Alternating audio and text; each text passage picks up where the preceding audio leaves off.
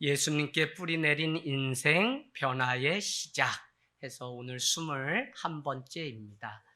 여러분, 올 한 해 우리가 계속적으로 같은 주제를 가지고 여기까지 왔는데, 여러분이 자기 자신을 생각해 볼 때 내 삶의 걸음이 얼마나 변화를 경험하면서 살아가고 있습니까?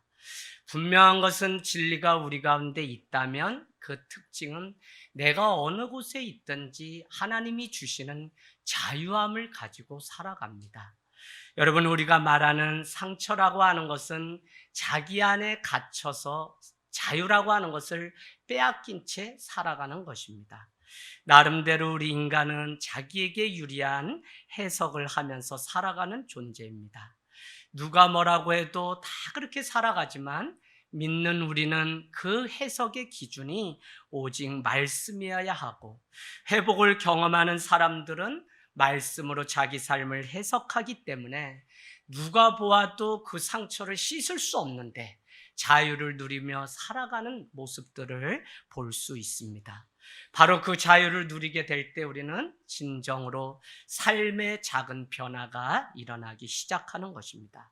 저는 그런 면에서 올 2022년 우리가 계속적으로 남이 보는 내가 아니라 나의 내면을 향해서 어떻게 살아가야 할지를 계속적으로 도전하고 말씀 가운데 서고 있습니다. 에너지의 방향이 이제는 외적으로 누가 보는 내가 아니라 하나님과 내가 볼 때 내가 어떤 삶을 살아가고 있는지 잘 볼 수 있는 그런 은혜가 있기를 원합니다. 여러분, 그동안 인류는 과학과 의학의 탁월함 때문에 더 이상 사람에게는 두려움이란 것이 없다고 믿었습니다. 그러나 코로나가 발생하게 되면서 우리는 인간의 연약함이 어떤 것인지 자인하게 되었습니다. 다행히 지금 있는 우리는 살아있기 때문에 내가 세상 살아가는 그것만을 위해서 열심히 또 달려갈 수 있어요.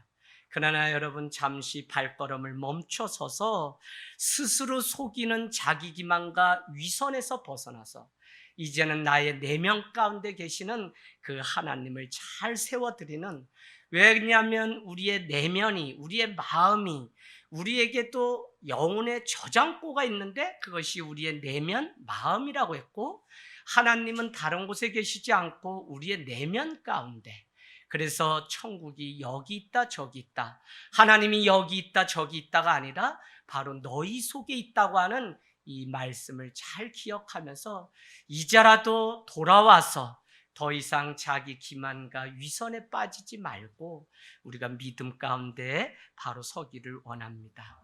여러분, 토마스 켈리라고 하는 영성신학자가 했던 말을 여러분께 제가 많이 반복을 했습니다. 지구 중에 가장 깊은 지구는 어디라고 얘기했냐면 나의 내면이다, 그렇게 말을 했죠. 그래서 우리가 신앙생활을 한다는 것은 하나님이 머무시는 우리의 내면을 잘 관리하고 가꾸는 일이 얼마나 중요한지 모릅니다. 우리가 왜 휴가를 가고 휴식을 하냐면 사람인의 나무 목자가 휴자인데, 비로소 소리공해와 마음공해를 다 끊어버리고 나무에 기대어서 자연 속에 나아가는 것이 바로 휴가의 진정한 의미입니다. 그래서 우리가 어떻게 살아가야 될지 나의 내면을 점검하고 돌아보는 시간이 바로 휴가라는 것입니다. 여러분, 하나님이 늘 머무시고 그분과 함께 살아가는 동역하는 관계가 될 때 우리는 인내도 하고 참고 기다릴 수 있는 그 마음이 우리 안에 있는 것입니다. 하나님이 우리 안에 계시다고 하는 이 사실을 자각하지 않으면 우리는 변화를 경험할 수가 없습니다. 그래서 날마다 우리가 변화를 꿈꾸려면 하나님이 우리의 내면의 지성소 안에 계시는 그것을 인지하며 살아가는 것. 그래서 교회 안에서만의 신앙이 아니라 담장 넘어 세상 속에 파송받은 하나님의 백성으로 살아가는 그곳이 바로 교회가 되고, 그곳에 말씀이 임하고, 그곳에 예배가 회복되고, 그곳에 하나님이 주시는 그 은혜로 자유함을 누리는 여러분의 삶이 되기를 원합니다. 여러분, 우리가 예수님께 깊이 뿌리를 내려야 되는데 그 이유는 변화의 시작이 그것 외에는 없기 때문에 그렇습니다. 그런데 우리 인간에게 변화의 큰 적이 있습니다. 그것은 다른 것이 아니라 바로 안전성이라는 것입니다. 여러분, 인간은 창세기 11장을 보면 우리 인류의 인간의 안전을 위해서 바벨탑을 쌓았던 것을 우리는 잘 알고 있습니다. 인간은 하나님을 보지 못하게 되었고 자기의 안전망을 구축하면서 살아가게 되었습니다. 그러다 보니까 우리가 오늘과 같은 이런 정말 내면을 가꾸는 이 일을 하지 않으면 나도 모르게 어느새 불만과 불평과 거짓과 위선과 같은 잡초가 우리 내면의 이 정원의 숲을 다 막아서 더 이상 열매 맺지 못하게 하는 것들을 우리는 경험하게 됩니다. 여러분, 왜 우리가 교회를 다니면서도 변화를 경험하지 못하고 세상 조류의 우리의 마음들이 이러고 저러고 계속 흔들릴까요? 그것은 바로 위선과 자기 기만에 빠지기 때문에 그렇다는 것입니다. 저는 그렇기 때문에 조국 교회가 이렇게 된 것이 저도 여러분도 다 책임 있는 것이지 누구의 잘못으로만 치부하고 나는 아닌 것처럼 여기는 이 모든 것에서 벗어나기를 원합니다. 예수님의 영적 승리의 비결은 다른 데 있지 않고 여러분 적어놓으세요. 말씀 묵상에 있었습니다. 우리가 아침 콰이트 타임 큐티, 제가 묵상하는 사람들을 20년째 집필을 하는데 제가 그 일을 통해서 제가 먼저 말씀 가운데 내년 말씀을 준비하고 이렇게 살아가는 훈련이 돼서 저에게는 참 유익합니다. 예수님은 말씀으로 충만하셔서 입을 떼면 자연스럽게 나오는 것이 말씀이었습니다. 예수님은 위험 속에서 말씀을 외우려고 하지 않았습니다. 이미 그 안에 채워진 그 말씀이 세상 가운데 나와서 능력이 되었던 것을 우리는 알 수 있습니다. 마태복음 5장 1절 2절 제자들을 불러서 오라고 하니 그들이 왔는데 하나님께서 여호와께서 예수님이 무리를 보시고 그들에게 입을 열어 가르쳤다라고 하는 표현이 있습니다. 자기 안에 있는 것을 말하고 자기 안에 있는 것을 주기 때문에 예수님의 사역, 말씀 나눔은 너무나 자연스러운 것입니다. 이 일이 가능할 수 있었던 것은 평상시 그가 늘 말씀으로 무장되어서 말씀이 그의 삶을 지배하고 있었기 때문에 어둠이 조금도 그 삶을 억어할 수 없었던 것입니다. 예수님은 이 말씀의 중요성을 마음을 강조하면서 이렇게 말씀하고 있습니다. 마태복음 한번 가보실까요? 12장 32절에서 35절. 마태복음 12장 32절에서 35절. 바리새인과 서기관을 향하여 독사의 자식들아 너희는 악하니 어떻게 선한 말을 할 수 있느냐? 이는 마음에 가득한 것을 입으로 말함이라. 선한 사람은 그 쌓은 선에서 선을 내고 악한 사람은 그 쌓은 악에서 악을 내느니라. 여러분, 바로 우리 마음에 쌓은 것이 무엇이냐에 따라서 그것이 우리의 입 밖으로 나온다고 말을 하고 있습니다. 우리의 운명이라는 것, 인생이라는 것을 여러분 다시 한번 적어보시면 마음이 바뀌면 무엇이 바뀐다고요? 생각이 바뀌게 되어 있습니다. 마음 먹기에 달랐다. 우리가 성령 안에 마음과 생각이 왜 달리, 마음은 먹었는데 왜 생각이 달리, 왜 삶이 다르게 가냐면 성령 안에 충만하지 않기 때문에 그렇습니다. 그래서 육체의 열매는 현저하니 음행과 권무술수와 속임과 분쟁과 다툼과 다 뭐죠? 마음과 생각을 나눠 놓는 것이 육체, 사단이 주는 열매입니다. 그러나 우리 안에 성령의 열매가 맺혀지게 되면 우리는 사랑, 희락, 화평, 온유와 같은 마음 먹은 대로 그 생각도 따라서 사랑할 사람을 사랑하는 그 자리에 갈 수 있는 것입니다. 그래서 여러분 한번 적어 놓으실까요? 마음이 바뀌면 생각이 바뀌고 생각이 바뀌면 어떻게 되죠? 언어가 바뀝니다. 여러분, 언어가 바뀌는 것이 얼마나 사회생활을 하고 지도자로 살아가는데 중요한지 모릅니다. 저는 지금도 제가 사역하면서 잊지 못하는 한 사건이 있습니다. 권사님들을 모시고 차로 이렇게 해서 전도사 때 뒤에 이렇게 가는데 목사님이 친히 운전하시는데 끼어드는 차 앞에서 자기도 모르게 욕이 나오게 되었습니다. 사람들은 자기의 귀를 씻으면서 에휴 잘못 들었겠지 했는데 누구는 들었다고 하는 겁니다. 그런데 그걸수록 끝이 났어야 되는데 불우한 환경 속에 자란 목사님은 그만 자기도 모르게 이와 같은 또 일이 반복되었을 때 개 쌍 이렇게 하면서 이게 너무 크게 들려가지고 한국 교계에 소문이 나면서 이런저런 교회의 풍파가 일어났던 적이 있습니다. 여러분, 저는 언어가 바뀌지 않으면 뭐가요? 행동이 바뀔 수 없고, 행동이 바뀌어야만 인격이 바뀌고, 인격, 하나님을 닮은 성품이 인격인데, 성격 아니에요? 인격인데, 그 인격이 저와 여러분의 인생을 바꿔주는 것입니다. 그래서 예수님은 우리의 인생을 축복하시는데 이 사실을 알고 누리려면 우리의 내면 안에 하나님의 말씀이 날마다 채워질 때 우리는 마음도 입술도 생각도 행동도 또 인생도 습관도 다 바뀔 수 있는 것을 우리는 알 수 있어요. 다른 어떤 수행을 해도 바뀌지 않아요. 그러나 말씀이 자꾸 내 삶을 녹화하기 시작하면 나도 모르게 조금씩 변화되는 것을 봅니다. 언제 가장 감동이 되냐? 성도님이 변화된 그 삶이 보일 때. 그래서 목회자는 얼마나 단순하냐? 여러분이 뭐 좋은 거 사줘서가 아니라 사실은 어머 우리 집사님 이제 조금 바뀌셨다.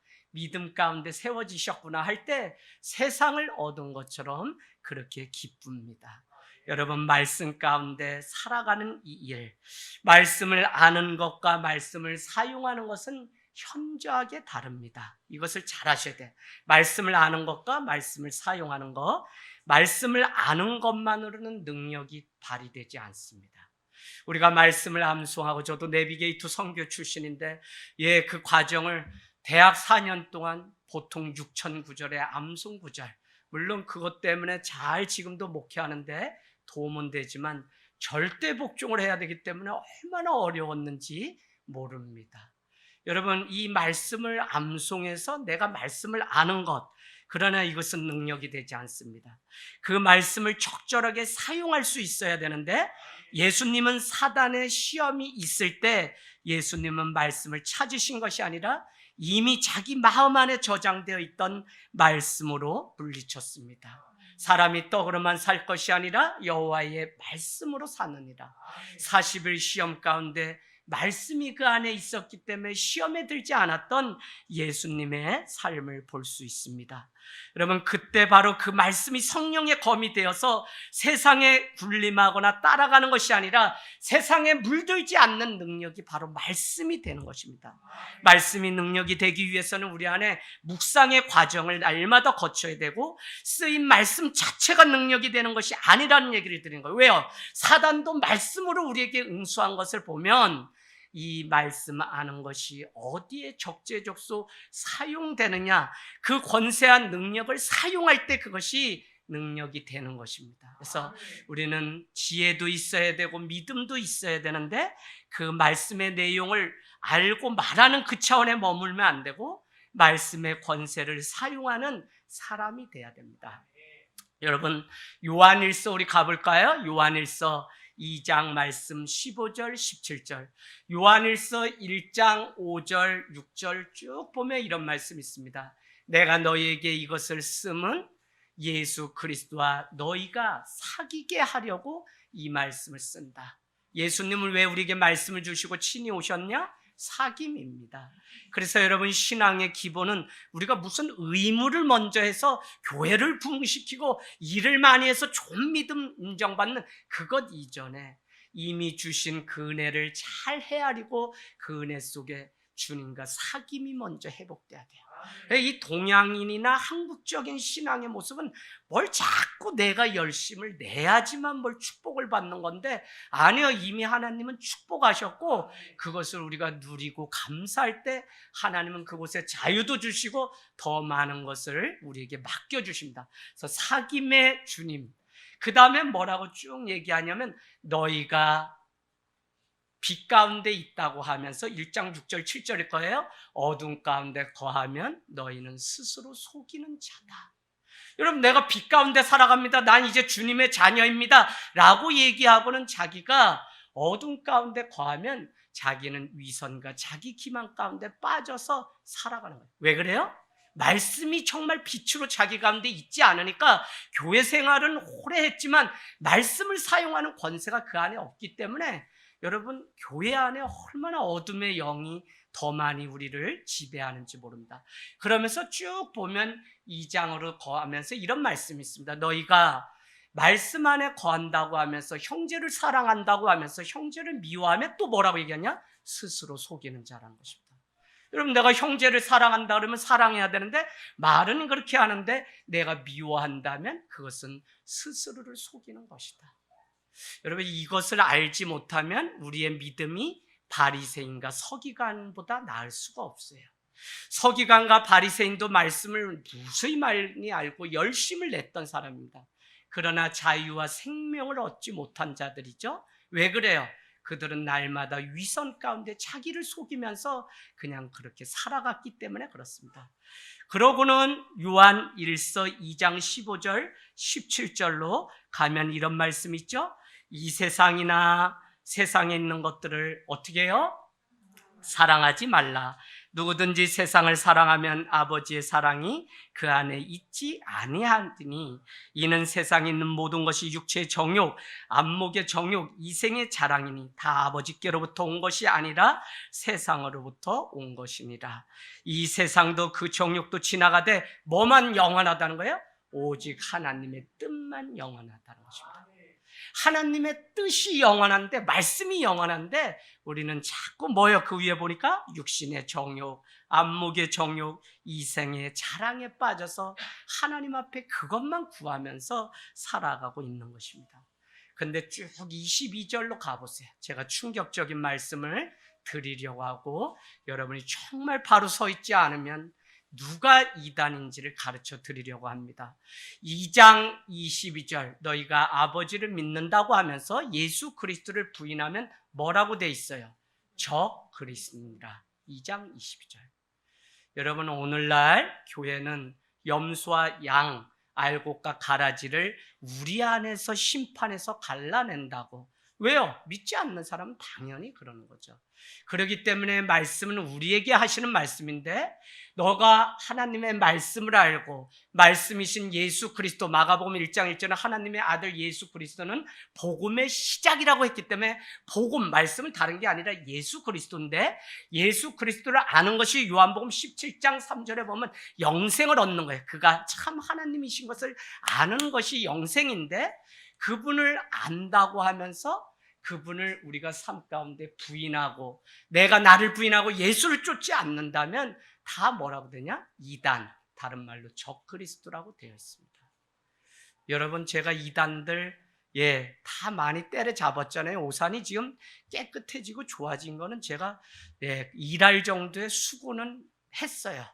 뭐 당장 제가 얼굴이 까마니까 증산도가 조상제사 350만 원 드려야 된다고 오산 처음 올 때 오산역이 얼마나 더러운지 사람들이 그냥 오기 싫은 도시 1위가 오산이었는데 제가 그 사람들에게 난 목사인데 왜 그러냐 그랬더니 또 500만 원. 그래서 난 목사라고 그랬더니 자기가 청년 회장까지 해봤는데 아니래. 그래서 역 앞에 세워놓고 야 이 사람아, 나를 증산도로 목사를 데려다 놓고 너는 청년 회장까지 했는데도 여기 앞잡이가 됐으면 내일부터는 대순진리고 갈 놈이다 하고 얼마나 혼을 냈는지.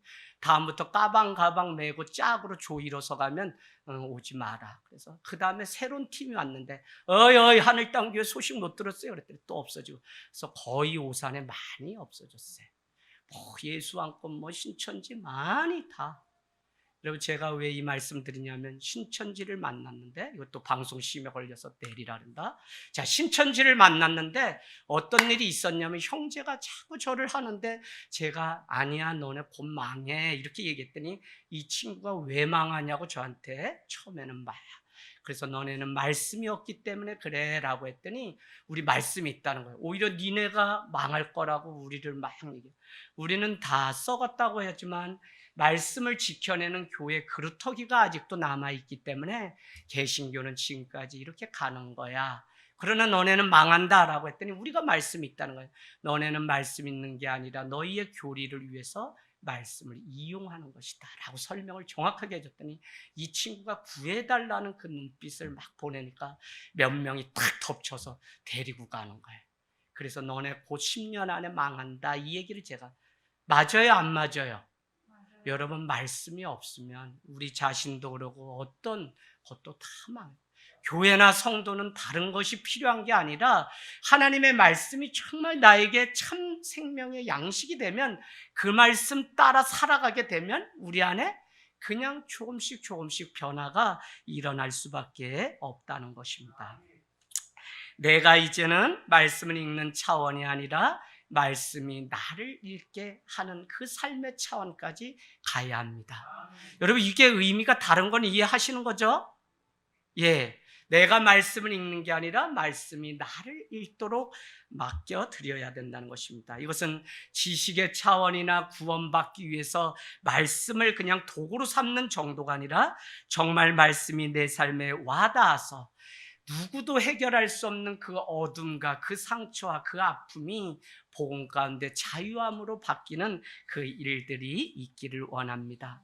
말씀만이 우리의 삶이 무엇인지 설명해 주고 말씀만이 우리 인생의 해답이 되기 때문에 위기의 순간 자기의 인생이 비참하고 비루해질 때마다 오히려 성도는 말씀으로 돌아가는 그 삶이 있을 때 위로도 받고 더 큰 은혜를 입고 무너지지 않는 인생을 지켜낼 수 있는 것입니다.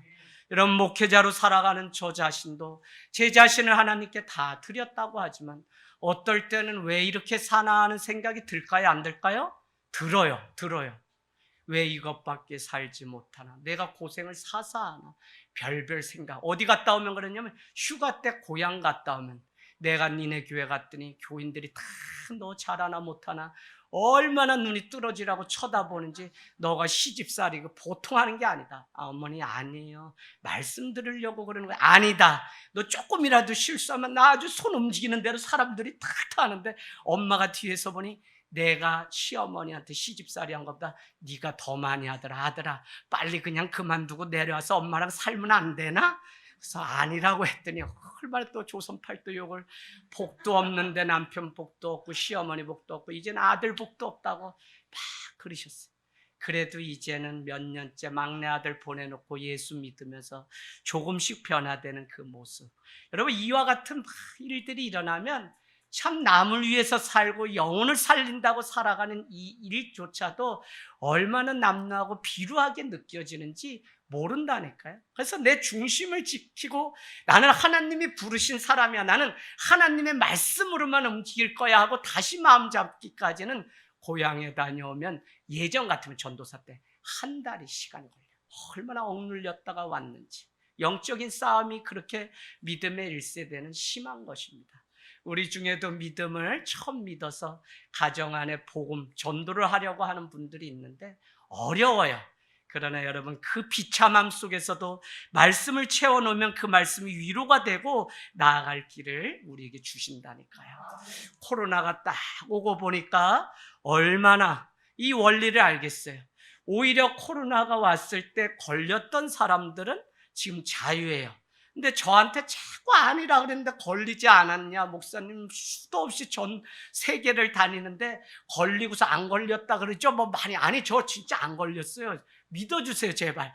안 걸렸는데 이번에 또 이렇게 됐을 때 가장 걸릴 확률이 많은 사람은 누구요? 한 번도 안 걸린 저 같은 사람이에요. 제가 왜 이 말씀을 드리냐면 우리 안에 말씀이 심겨져서 그것이 나의 영광이 되면 어떤 것이 들어와도 막을 수 있는 예방이 이미 우리 안에 준비되는 거예요. 그래서 말씀으로 채워지는 그 삶이 얼마나 중요한지 여러분 기억하십니까? 너희가 말씀 안에 거하고 내 안에 거하면, 예수 그리스도 안에 거하면, 다 같은 말이죠. 말씀 안에 거하는 게 예수 그리스도 안에 거하면 원하는 것을 무엇이든지 구하라. 그러면 어떻게 해요? 주시겠다고 우리에게 말씀하고 있습니다. 그래서 말씀 안에 거하는 이 가을이 되기를 원합니다.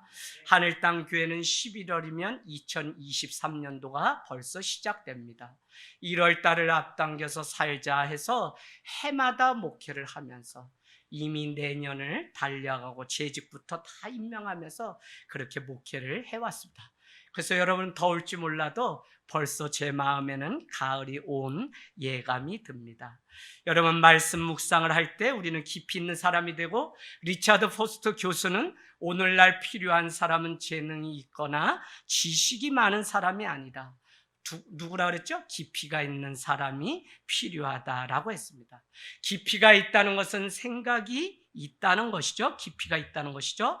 그리고 깊이가 있는 사람은 하나님과의 만남에 깊이가 있는 것입니다. 주님과의 그 만남을 우리의 마음속에 모셔드리는 그 진리가 있을 때 그 사람 안에 깊이가 있는 것입니다. 그래서 예수님 없이는 말씀을 깨달을 수도 없고 우리가 성경을 풀 수도 없는 것이죠. 우리는 이때 주의해야 되는 한 가지가 있는데, 여러분 한번 적어놔 보실래요? 오스왈드 스미스, 영성신학자로 유명한데, 이 말의 의미만 여러분이 이해하신다면 오늘 설교는 여기서 끝을 내도 좋습니다. 오스왈드 스미스는 이렇게 얘기합니다. 너희가 말씀 속에 살아가고 성령 속에 살아가고 예수님과 살아가는데, 그때 중요한 것이 무엇이냐? 우리가 성령을 소유하고 사는 것이 아니라 성령이 나를 소유하고 살게 해야 된다. 이거 이해되세요? 내가 예수님을 모시고 사는 것이 아니라 예수님이 내 안에서 사셔야 된다. 또 뭐라고 얘기하냐면, 말씀이 우리를 소유하도록, 우리가 말씀을 소유하는 것이 아니라 말씀이 나를 소유하도록 맡겨드려야 된다. 천지차이입니다, 이것은.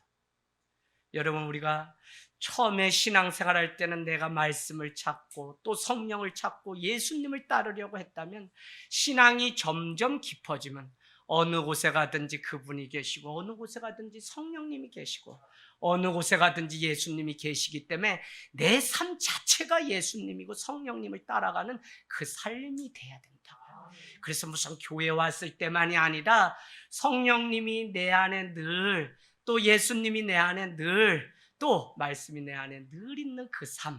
그래서 결국은 내가 말씀을 읽는 것 같지만 말씀이 내 삶을 읽기 시작하는 지경, 그 경지에 올랐으면 나는 성령님이 주시는 마음 가운데 즉각적으로 순종할 수밖에 없어요. 여러분, 가정 가운데 이런저런 아픔이 없는 가정이 어디 있습니까? 어제도 저는 기쁜 마음으로 저녁 10시까지 부모님 대신 저기 상계동에 갔죠. 갔더니 뭐 이래 얘기하더니 그냥 아버지 어머니한테 서운한 얘기를 나인데 다 푸는 거예요. 근데 저는 익히 알기 때문에, 물론 뭐 아들이기 때문에 기울 수는 있지만, 아버지 어머니가 힘들어하는 것도 알아야 되는데 20년 정도 왜 오시라고 해도 오시지도 않고 거리를 두셨다가 이와 같은 때 나인데 이 이야기를 할까? 어머니 아버지가 그것 때문에 힘들어하는 걸 일평생 하니까 제가 승질이 날라고 막 그래. 근데 여러분, 저는 어제 간 목적이 믿지 않는 가정이지만 그곳에 복음을 전하고 그곳 가운데서 한번 예배를 침례하고 싶은 마음이 저 안에 있었어요. 그래서 또 마음이, 근데 성령님이 제 안에 그냥 그 얘기를 막 쏟아부니까 화제를 탁 바꿔서 같이 응하는 게 아니라 그냥 살아가는 다른 행복한 이야기로 바꾸면서 분위기가 전환되면서, 가족 안에 상처라는 것이 자기가 해석하면서 이해하는 그걸 벗어나지 못하니까, 아니 우리조차도 그걸 상처라고 여기고 자기의 눈으로 세상을 다 보는 이 안타까움이 얼마나. 그래서 말씀 가운데 예수 안에서 이 자유를 얻고 살아가는 이게 어제 돌아오는데 얼마나 기쁜지. 나도 그러지 않았으면 내 안에 우물하는 개구리로 갇혀서 그렇게 원망하면서 평생 살았을 텐데, 이 기쁨, 주님이 주시는 그 말씀 속에 사는 그것이 얼마나. 여러분, 성령님이 나를 움직이고 성령님이 나를 이끌었기 때문에 순간 그 쌓여있는, 겹겹이 쌓여있는 그 많은 문제, 먼지 같은 거 들춰내지 않고 그냥 여기서 해서 또 사랑으로 품을 수 있는 것이지, 순간 성령님이 내 안에서 떠나게 되면 저도 사람인지라 나도 힘들었다, 억울했다 또 얘기하는 게 우리 드라마에 나오는 얘기 아닙니까?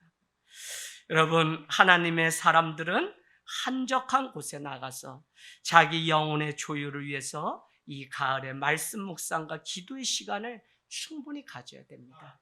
오늘 말씀은 복 있는 사람이 누구라고 얘기하냐면 악인의 꾀를 따르지 않는 자, 두 번째는 죄인의 길에 서지 않는 자, 세 번째는 오만한 자리에 앉지 않는 사람이 복 있는 사람. 왜 여기 앉으면 주님을 따라가는 것이 아니라 세상을 따라가게 되어 있기 때문에.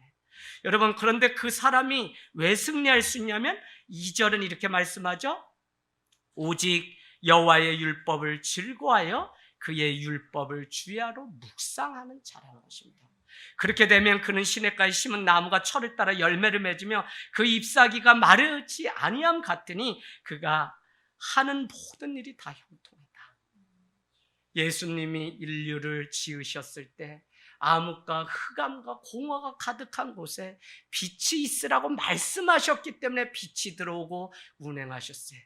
여러분, 우리가 축기 사역, 뭐 또 병이라든지 많은 사역들 할 때 기도할 것 없으면 그냥 예수 그리스도가 빛이기 때문에 빛이 있으라만 외쳐도 많은 기적이 일어나는 것을 제 자신이, 그래서 제가 중보기도 사역들을 이제 여러분께, 그래서 저는 개척하고 저와 맞지 않게 그냥 늘 이렇게 지식적이고 막 이런 거를 추구하던 사람인데, 개척해 보니까 그렇게 해서 교회가 쓰는 게 아니라 역시 기도가 있어야 되는데, 그걸 제가 체험하고 나니까 작은 일에도 기도하면서 그렇게 여기까지 오게 된 것입니다. 여러분, 여호수아 1장은 뭐라고 하죠? 모세가 여호수아에게 바톤 터치를 한 다음에 너는 좌로나 우로나 치우치지 말고 내 입에 이 말씀을 떠나지 않고 주야로 날마다 묵상하는 자가 복 있고 형통하다고 얘기합니다. 그런가 하면 어떻게 되죠? 많은 믿음의 사람들은 주의 음성이 들렸을 때 아브라함아 아브라함아 주님 내가 여기 있나, 모세야 모세야 출애굽기 3장 내가 여기 있나이다, 이사야야 이사야 주여 내가 여기 있나이다, 나를 보내소서. 여러분, 말씀이 들려질 때 그들은 하나님 앞에 쓰임을 받았던 것을 우리는 알 수 있어요. 그래서 말씀이 내 삶 가운데 들려지고 그 미드바르 광야에서만 들려지는 다바르 말씀이 있다는 것은 얼마나 놀라운 축복인지 모른다는 것입니다. 여러분, 우리 삶에 늘 있는 그 한계 앞에서 우리는 말씀으로 다시 돌아가고 말씀으로 다시 내 영혼을 조율하는 이 일, 악기 연주자가 그 악기를 무대가 다 끝난 후에 조율하는 사람은 없습니다. 우리가 연주하기 전에 튜닝을 꼭 하죠. 그래서 너무 이 팽팽하게 바이올린 줄을 하게 되면 끊어질 수도 있고 그렇습니다. 그러나 너무 느슨하게 되면 다른 음이 나는 것처럼 이 조율이라는 것은 너무 중요해요. 여러분의 앞에 있는 이 기타도 지금은 줄을 맞춰서 하지만 잘 관리하는 교회는 다 오늘 예배가 끝나고 나면 다시 줄을 느슨하게 풀어놔요. 지금 감아놓은 대로 팽팽하게 두면 이 살이 다 휘기 때문에 금세 고장 나기 때문에. 그래서 여러분, 이 영혼의 조율이라고 하는 것이 얼마나 중요한지 모른다는 것입니다. 그래서 그 조율을 위해서 매일 성도는 말씀으로 먹어. 말씀이 있어야 돼, 말씀이. 그래서 이 예언의 말씀을 읽고 듣고 지키는 자가 복이 있다고 하는 요한계시록 1장 3절의 이 말씀이 얼마나 중요한지. 하나님이 우리를 사랑함의 증거가 무엇이었습니까? 첫 번째는 뭐죠? 하나님이 말씀이 육신이 되어 우리 가운데 오셨습니다. 또 한 가지는 그 아들 예수 그리스도를 친히 인간의 몸을 입고 보내셨어요. 말씀으로 오셨고 인간의 몸으로 오셨고, 마지막은 사랑의 결정체는 죄인들을 위하여 십자가를 지신 그것이 가장 큰 사랑의 증거라는 것입니다. 그래서 말씀이 우리 가운데 왔다. 성도가 비로소 이제 신앙생활을 하는데 우리 아이들이 이제 말씀이 들려지기 시작하고 이 말씀으로 내가 살아가야 되겠다는 이 결단이 생긴다. 그것은 비로소 인생의 첫 발을 이제 시작하는 의미 있는 인생을 살게 되는 것입니다. 그래서 말씀의 반석에 날마다 서는 그 일이 우리의 최고의 목표가 되어야 됩니다. 여러분, 나도 모르게 찾아오는 고통이 있나요? 아니면 새벽에 찾아오는 고통이 있습니까? 날마다 말씀으로 여러분의 영혼을 잘 조율하십시오. 연주회가 다 끝난 뒤에 악기를 조율하는 사람은 어리석은 사람입니다. 하루를 시작할 때 하나님의 뜻에 나의 생각을 맞추는 일부터 시작하는 이 일, 우리 영혼이 하나님의 음성을 듣고 조율하는 시간이 바로 말씀 앞에 서는 시간이고, 하나님의 뜻에 조율하는 시간을 가질 때 우리는 비로소 순종하는 자리까지 갈 수 있습니다. 그래서 주일에만 듣는 말씀이 아니다. 날마다 여러분의 말씀이 상고하고 기억나는 말씀입니다. 그래서 베드로는 다른 거 아니에요. 닭이 3번 울 때 부인하리라 하는 그것이 그제서야 기억났어요. 마태복음 가보겠습니다. 마태복음 26장. 26장 맞습니까? 네.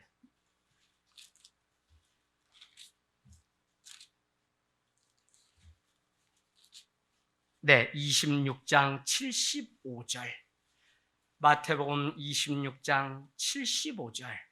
계속 예수님은 순환을 3번 예고했는데, 나는 이제 십자가에 달려 돌아간다. 그러나 제자들은 그게 무슨 말인지 모르기 때문에 주님 나라가 임할 때 나는 좌편에 나는 우편에 계속 싸웠던 것을, 말씀을 전해도 듣지 못하면 이 말씀은 자기 것이 아니고 날아가게 되는데, 바로 베드로의 인생의 후회가 그것입니다. 75절. 이에 베드로가 예수의 말씀에 닭 울기 전에 내가 3번 나를 부인하리라 하심이 어떻게 해요? 생각나서 밖에 나가서 심히 통곡하니라. 아멘. 베드로의 상처는 말씀이 기억나지 않고 생각나지 않은 게 자기의 오점입니다. 자, 그래서 베드로 전후서 가겠습니다. 베드로 전후서 뒤로 한번 가볼까요? 베드로 전후서. 네, 베드로 후서를 먼저 가보겠습니다. 자, 베드로 후서. 베드로 후서 1장 12절. 신약 382페이지. 베드로 후서. 아야 노골적으로 그는 우리에게 뭐라고 말씀하려고 이 편지를 교회에게 쓰셨냐면 바로 이것입니다. 12절 뭐라고요? 내가 항상 너희에게 생각나게 하려 하십니다. 생각에 동그라미 쳐놓으세요. 383페이지입니다. 자, 그 다음에 뭐죠? 13절 내가 이 장막에 있을 동안에 너희를 일깨워 생각나게 함이 옳은 줄. 왜요? 베드로는 주의 말씀이 생각나지 않았기 때문에 주님을 부인한 상처가 그에게 있기 때문에 그렇습니다. 자, 또 볼까요?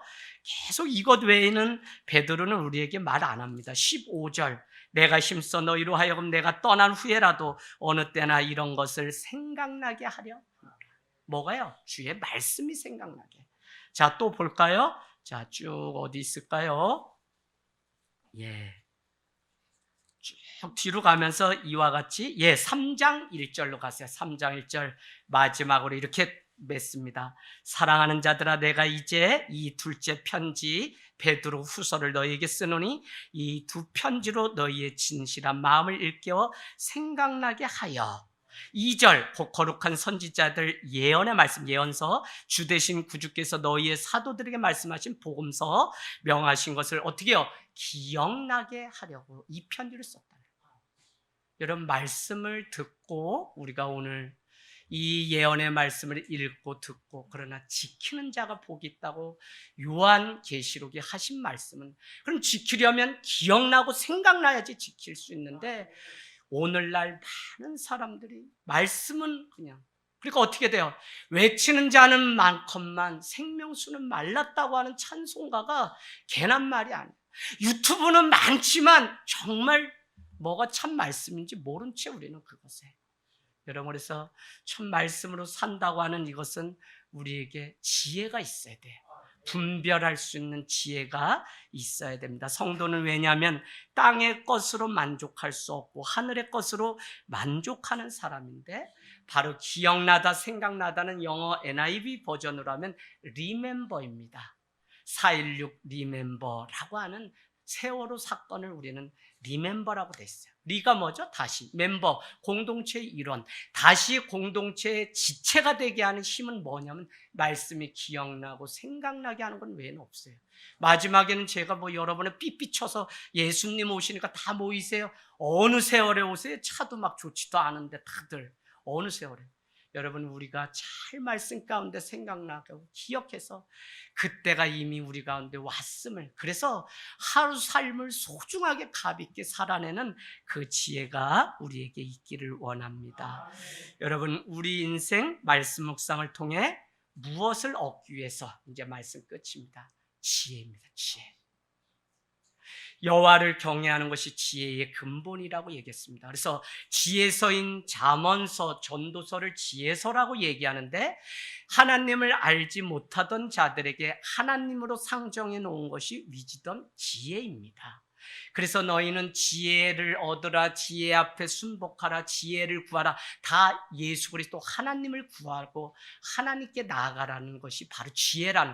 그래서 여러분 올 가을에 잠언서, 전도서 여러분이 좀 읽으면 그 안에 무수히 많은, 제가 장례식에 가서 인생을 배우라고 하는 그것을 배우니까 그냥 그곳에 갔다 오면 뭐 욕심 다 내려놓게 돼요. 저에게 하나님이 주신 독특한 저의 다루시는 방법은 1년에 54명 장례식을 집례하고 올해도 장례식 이것저것 많이 대신도 해주고 많이 했어요. 갔다 오게 되죠? 세상 살아가는 거 아무것도 아니에요.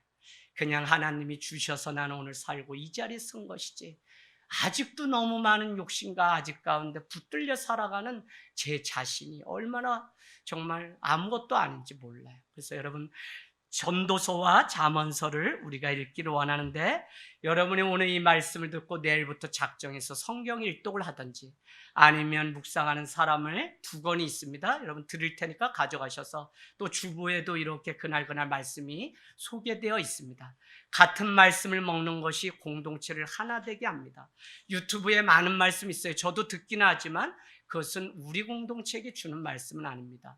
말씀은 그 공동체가 처한 상황 가운데, 컨텍스트 가운데 텍스트가 나오는 것이지, 그냥 우리의 삶과 상관없는 다른 목사님이 전한 것이, 우리는 그냥 은혜 받고 좋았다지만 우리 공동체에게 주신 말씀은 아니기 때문에 여러분이 잘 분별하셔야 되는데, 그러면 우리 공동체에 결혼식 있고 아픔 있고 위암, 투병 중에 있는 성도님이 있기 때문에 오늘 이와 같은 말씀이 여러분과 제가 나누고 있는 것입니다. 그래서 공동체를 떠나서 말씀만 그런 사람 위험하고요. 또 기도만 하면서 공동체를 버리고 삼각산에 올라갔거나 저기 이장님 쫓아가면 결국 이단으로 빠지게 되는 것입니다. 그래서 교회라고 하는 공동체를 누구보다도 여러분이 잘, 에베소서, 여러분 주님을 사랑하는 증거를 에베소서는 이렇게 얘기합니다. 나는 그의 몸이니라고. 그의 몸이 뭐죠? 교회라고요. 교회를 사랑하는 것이 예수 그리스도를 사랑함의 증거입니다. 제가 다른 데 가면 이제 재직 세미나 많이 할 때 하나님을 가르쳐준 사랑하는 것을 어떻게 할 수 있냐, 그래서 제가 이렇게 쉽게 얘기합니다. 주님의 몸된 교회를 사랑하고 있다면 당신은 주님을 사랑하는 것입니다. 여러분 오늘날 우리가 왜 울죠? 사랑할 교회를 잃어버렸기 때문에 우리가 우는 거예요. 그래서 하늘 땅 교회는 그 사역을 내 교회만 아니라 모든 교회가 같이 설 수 있도록 우리가 세워가는 그 일을 해야 됩니다. 여러분 지혜가 우리에게 왜 필요하냐면, 지혜가 중요한 이유는 문제를 해결하는 능력이기 때문에 지혜가 필요하고, 문제의 핵심을 보고 문제 속에 감춰진 해결책의 씨앗은 지혜만이 볼 수 있어요. 일이 많이 있어요. 우리 권찰님도 새 일을 준비하시는데 하나님께 지혜를 달라고 구하십시오. 지혜가 사람을 움직이고 지혜가 사람의 마음을 사고 지혜가 채워진 마음으로 영혼을 살 수 있는 것이 바로 우리의 인생입니다. 여러분 지혜는 문제 너머에 있는 하나님의 비전까지 보게 하고요, 지혜가 없게 되면 불안하고 그릇된 판단을 하게 됩니다. 하나님은 위기 속에 극복할 수 있는 아이디어를 우리에게 주는데 그것은 지혜입니다. 하나님의 말씀으로부터 나오는 지혜가 위기를 기회로 만드는 순발력을 우리에게 줍니다. 그래서 지식이 중요한 것이 아니라 지식을 적재적소에 활용할 수 있는 지혜가 있어야지 말씀을 아는 차원에서 넘어서서 이제는 그것이 능력이 되어 사용해야 될 때 사용하는 능력이 된다. 이해되시겠어요? 그래서 말씀을 늘 묵상해서 그것이 내 삶, 내 발의 등이 내 삶의 그냥 양식이 될 수 있도록 말씀을 먹고 또 씹고, 이걸 뭐라면 립고잉, 되새김이라고 하는데, 소가 씹고 또 씹는 것처럼 우리는 계속 씹는 훈련을. 그래서 여러분 오늘 교회 문을 나가면 말씀 잊어버려 대부분.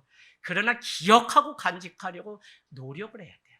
그러면 여러분 말씀을 통해서 지혜를 구하고 그 지혜가 우리 삶. 지혜가 없다면 어떻게 하라고 성경은 또 답을 알려줍니다. 야고보서 1장 5절 너희에게 지혜가 부족하거든 후히 주시고 꾸짖지 아니하시는 주님께 구하라는 것입니다.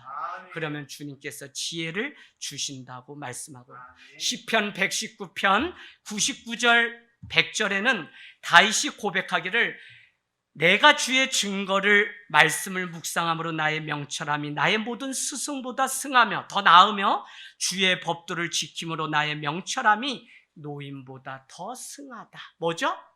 아니 노인이 지혜가 있고 노인이 인생의 연륜이 있잖아요. 그럼에도 불구하고 주의 말씀을 묵상하고 그것으로 살아가는 사람이 그 노인보다 더 승하고 더 낫다는 것입니다. 그래서 여러분 우리는 기준이 다른 것이 되면 안 되고 말씀으로 다시 돌아가서 왜요? 말씀을 하실 때 주님은 말씀 가운데 치유가 일어났고 말씀하시니 그가 일어나 걷고 말씀하시니 그가 발목에 힘이 생겨서 뛰기도 했고 말씀이 생기니까 하나님의 음성이 자다가 들리니까 그는 가지 않기를 원했던 다른 지역으로 가기를 원했지만 바울은 그 지역으로 가는 일들 말씀 때문에 순종하고 말씀 때문에 멈추고 말씀 때문에 우리의 감정이 불발달될 수 있다면 말씀으로 우리는 돌아가서 우리의 인생을 승리하는 인생으로 특별히 중요한 것은 최고의 승리가 뭐냐면 관계의 승리입니다. 관계. 하나님과의 관계에 잘하는 게 최고의 우리 인간 승리예요. 두 번째 사람과의 관계에 최고의 승리가 승리예요. 관계 승리가. 그렇기 때문에 여러분 우리는 나를 이끌고 함께 동행하며 나에게 지혜를 구해줄 수 있는 좋은 친구가 있고 멘토가 있는 게 얼마나. 여러분 눈먼 소경이 또 눈먼 소경을 이끈다고 바리새인들을 책망하셨던 예수님의 말씀을 보면 그냥 어두울 때 그냥 개똥 철학 가지고 막 말씀이라고 전하고 다녔던 그동안의 제 삶이 얼마나 누추한지. 오랜 세월 지나고 나니까 말씀이 아닌 것은 아무도 세우지 못해. 그래서 여러분도 서로 말씀으로 내가 먼저 서서 서로 세워가는 아름다움이 있을 때 교회는 날마다 주님께서 부흥케 하시는 은혜를 경험합니다. 말씀 부흥이 곧 교회 부흥이고 그 성에 진동하더라라고 할 때는 대부분 사도행전은 말씀의 부흥이 있을 때 그 성이 진동하였습니다. 그래서 말씀 부흥이 일어나는 것이 가장 우리 심령의 마음의 교회의 참된 부흥입니다. 말씀으로 돌아가십시오. 아멘. 아멘.